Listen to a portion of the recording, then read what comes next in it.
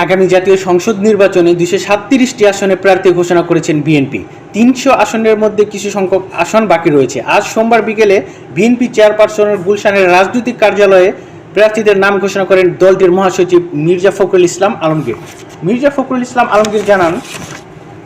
বেগম খালেদা জিয়া ফেনী 1, বগুড়া 7 ও দিনাজপুর 3 আসনের প্রার্থী হয়েছেন এবং জনাব তারেক রহমান প্রার্থী হয়েছেন বগুড়া 6 আসনের। এছাড়া ঢাকা 1 এ প্রার্থী হয়েছেন খন্দকার আবু আশফাক, ঢাকা 2 এ প্রার্থী হয়েছেন আমানুল্লাহ আমান, ঢাকা 3 এ প্রার্থী হয়েছেন গয়েশ্বর চন্দ্র রায়, ঢাকা 4 এ প্রার্থী হয়েছেন তানভীর আহমেদ রবিন, ঢাকা 5 এ প্রার্থী হয়েছেন নবিউল্লাহ নবী, ঢাকা 6 এ প্রার্থী হয়েছেন ইশরাক হোসেন, ঢাকা 7 এর প্রার্থী এখনও ঘোষণা করা হয়নি, ঢাকা 8 এ প্রার্থী হয়েছেন মির্জা আব্বাস, ঢাকা 9 ও 10 আসনের প্রার্থী এখনও ঘোষণা করা হয়নি, ঢাকা 11 এর প্রার্থী হয়েছেন এম এ কাইয়ুম, ঢাকা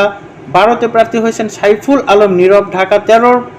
প্রার্থী এখনও ঘোষণা করা হয়নি, ঢাকা 14 এর প্রার্থী হয়েছেন সানজিদা ইসলাম তুলি, ঢাকা 15 এর প্রার্থী হয়েছেন শফিকুল ইসলাম খান, ঢাকা 16 এর প্রার্থী হয়েছেন আমিনুল হক, ঢাকা 17 এবং 18 এর প্রার্থী এখনও ঘোষণা করা হয়নি, ঢাকা 19 এর প্রার্থী হয়েছেন